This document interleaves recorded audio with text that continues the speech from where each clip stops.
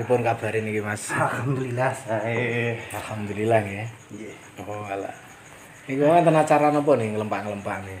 Walah, guys, nyantai-nyantai mawon Mas. Iki mengke kali ngobrol-ngobrol bahas masalah perjalanan-perjalanan kita ngevlog kemarin itu. Oh gitu ya. Boleh-boleh juga. Alhamdulillah. Gimana? Ya semua ridho Allah ya. Kita diberi kelancaran kayak gitu kan itu ya.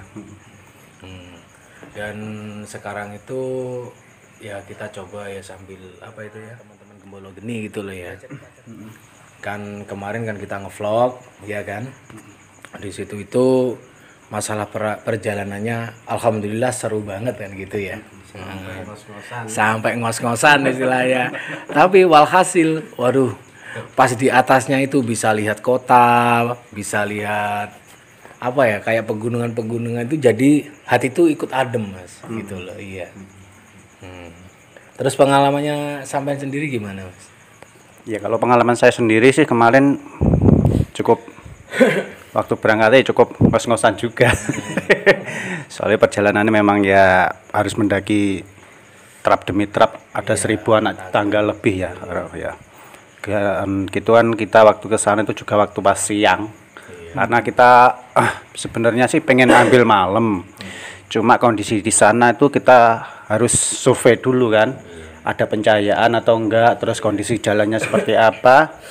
Dan ternyata di sana memang enggak ada pencahayaan sama sekali, enggak ada penerangan jalan, enggak ada minim penerangan. Jadi mungkin kalau besok kita ke sana kita harus benar-benar siap ekstra peralatan, mungkin kita tambah lighting atau kita tambah mungkin bawa mantel kan buat jaga-jaga sewaktu-waktu hujan seperti kemarin. Jangan lupa bawa kopi sekalian. Iya. Kalau kalau secara spiritual sih waktu kemarin ke sana itu memang di atas itu di hati itu bikin adem banget Mas. Jadi suasananya itu hening, adem, itu buat tawasulan itu mungkin ya memang letaknya di atas kan. Kalau orang dulu mungkin di atas bukit itu kan tempat tawasulan paling enak kan. Udah jauh dari keramaian, hening, tinggi di atas mungkin dekat kita dengan Allah gitu. Terus kemarin waktu di sana itu gimana Mas? Kalau sama sendiri itu sempat ngerasain apa aja waktu di sana? Kalau ngerasain itu kan mempunyai banyak hal sih Mas ya. Dalam arti yang kita rasakan itu mempunyai apa istilahnya itu ada dua versi. Kalau dari nyata istilahnya di situ itu masalah tempat adem.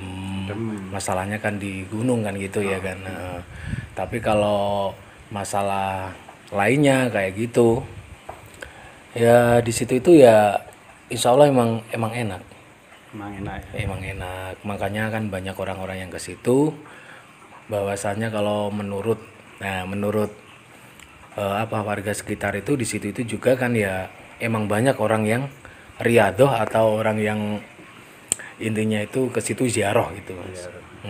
Jadi itu kan maksudnya ziarah itu Ligurwati untuk menghormati bahwasannya beliau ini kan dulu kan emang pejuang kan gitu.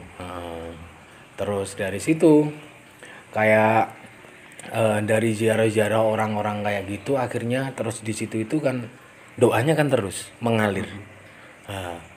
Itu udah menjadi tempatnya di situ itu apa auranya itu aura yang baik gitu.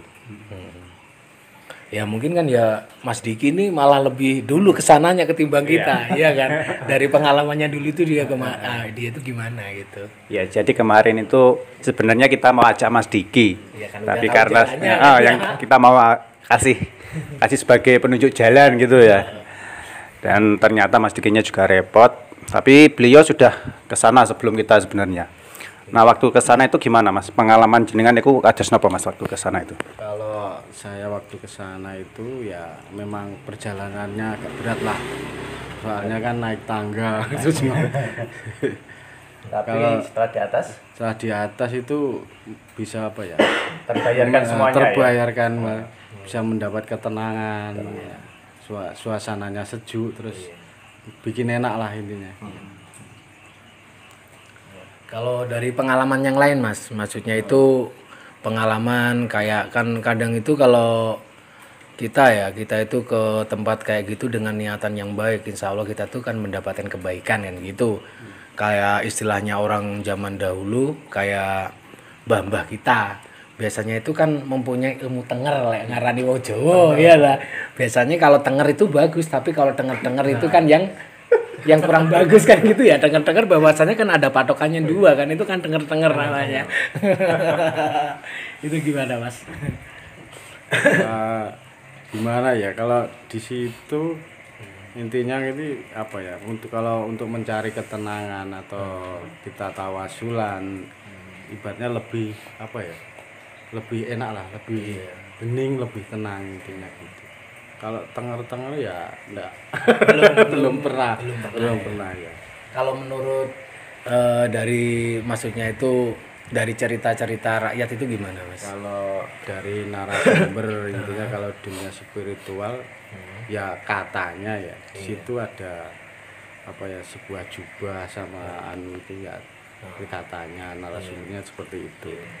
Cuma kenyataannya kan saya ya tahunya di situ cuma ya ziarah lah gitu. Istilahnya tabarukan ya. Jubahnya itu semacam apa Mas? Jubah. Katanya ya seperti jubah ya. Jubah peperangan gitu loh. Ya kurang lebih seperti itu. Karena menurut jenengan masalah jubah itu? Ya sama. Kan istilahnya jubah itu kalau dari itu istilahnya ageman. Ageman itu pakaian Mas. Nah, jadi itu kan kalau digandengin dengan apa ya, dengan perilaku manusia ya. Janganlah melihat dohirnya saja, tapi lihat isinya kan gitu. Itu kan sama ageman. Kalau begitu itu cuma sebagai simbol mungkin gitu ya. Simbol mungkin aja kayak gitu. Istilahnya itu sama halnya dengan agama iku podo karo ageman. Ya. Siapa orang yang menuhankan agamanya, dia itu menjadi berhala baginya kan gitu. Itu kan sama halnya kayak gitu. Iya. Jadi kalau saya menilai sendiri itu seperti ini Mas. Kalau itu kan jubah terus ditaruh di pohon, disampirkan ya. Kalau saya menilai saya secara pribadi sendiri itu seperti ini. Mungkin setelah kita nanti mati, itu harta kita atau kedudukan kita mungkin kan, jubah kan sebagai jabatan kan, perlambang sebagai jabatan. Ya udah, hanya diletakkan begitu saja. Jasad kita enggak yang dimakamkan dan jabatan kita tidak akan pernah dibawa. Jadi mungkin sebagai simbol seperti itu ya. Bisa gitu Mas. Itu ya emang gitu. Mungkin jalannya kalau orang-orang dahulu itu pasti mengetahui hal kayak gitu kan lewat tirakat. Kalau orang kayak dulu kan gitu. Itu menemukan istilahnya lewat tirakatnya itu menemukan apa simbol-simbol istilahnya dari orang Jawa itu tenger. Kadang titeni ya, kadang tondo lah. Kan tondo nih intine. Tapi kalau menurut sejarah kan, maaf ini maling Gentiri atau Mbah Boncolono itu kan hanya seorang rakyat biasa kan, bukan seorang raja atau apa gitu ya. Masyarakat pribumi. Masyarakat pribumi ya. Nah, sedangkan jubah itu sendiri tuh kalau menurut jenengan itu jubahnya itu semacam apa? Kayak jubah kerajaan atau jubah-jubah apa gitu? Ya kalau jubah kerajaan itu kayaknya bukan Mas. Itu cuman kayak apa itu ya, kayak pangeran ya maaf ini ya, mungkin keluar dari ini kan cuman contoh kayak siapa Pangeran Diponegoro kan juga waktu perang kan yang mempunyai ya sorban kayak itu aksesoris. Sebenarnya itu kan gambaran kan gitu aja sih. Ya paham. Ya mungkin itu kalau orang dulu itu bahwasanya di situ kadang kan dari Mas Diki sendiri kan tadi dari narasumber yang ada ngomongnya di situ itu emang ada jubah kan gitu. Ya mungkin ya dari situ kalau sewaktu-waktu siapa yang istilahnya di situ tirakat atau meditasi ditemuin kayak itu, ya mungkin itu merupakan suatu simbol kembali pada diri kita sendiri. Mengingatkan istilahnya kan gitu kan. Jati diri kita. Jati diri. gitu. Kalau menurut Mas Diki ya coba. Kalau menurut saya ya seperti itu ya, apa intinya kita itu harus banyak-banyak bersyukur lah intinya. Jangan memikirkan duniawi saja. Intinya kalau kita memikirkan duniawi, toh nanti nggak bakal dibawa. Ya, yang dibawa cuma amal kita. Makanya seperti yang memang maling gentiri itu kan yang dibawa cuma intinya amal. Kalau duniawi kan dilepas, ditinggalkan, pasti ditinggalkan. Ya. Jadi semua itu pasti ada gambarannya, ada hikmahnya di balik semua itu ya. Nah, dan ini Mas, kemarin kan waktu kita bikin video di sana jenengan piyambak bejo lah, dan mereka wah Mas di sini ada 2 harimau Mas. Ya sempat bilang gitu kan kemarin. Ya. Dan itu gimana Mas, itu seperti apa gambarannya Mas, supaya sahabat-sahabat Gembologen ini lebih paham gitu. Iya. Kalau harimau ya, harimau itu kan merupakan simbol sebenarnya gitu Mas. Ini yang dulunya itu saya itu pernah dibilangin nama istilahnya mursyid saya, bahwasanya itu kalau harimau itu merupakan simbol keberanian Mas. Simbol keberanian. Iya, simbol keberanian di situ itu kalau bisa itu orang itu kayak gitu, jadilah harimau. Maksudnya apa?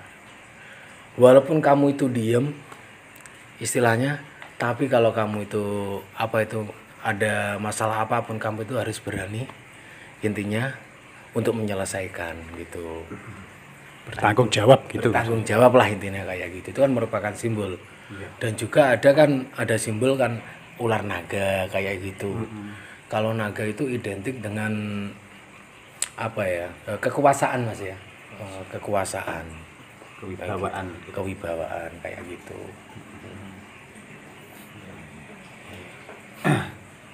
Dan gini Mas, terus kemarin itu di situ juga ada sosok wanita cantik Mas ini. Nah, kalau sosok wanita cantik itu apakah masih ada ya sebenarnya hubungannya dengan Putri Sekartaji atau Putri Dewi Kelisuci ya? Dewi Kelisuci Dan siapa itu satu? Songgolangit, Dewi Songgolangit. Nah, itu sebenarnya itu siapa? Apakah ada hubungan darah atau mungkin itu satu orang yang berbeda gelar atau gimana? Saya kan juga kurang paham ini. Nah, itu yang jenengan lihat waktu di petilasan Sekartaji sama di situ itu gimana Mas? Itu apa sama apa enggak gitu? Ya, itu insya Allah itu kalau dilihat dari ini loh Mas ya, maksudnya itu dari sejarah-sejarahnya ya. Kalau kemungkinan itu masih ada gandengannya Mas. Sedangkan gunung yang ditempati makam di situ kan namanya kan Gunung Mas Kumambang. Mas Kumambang.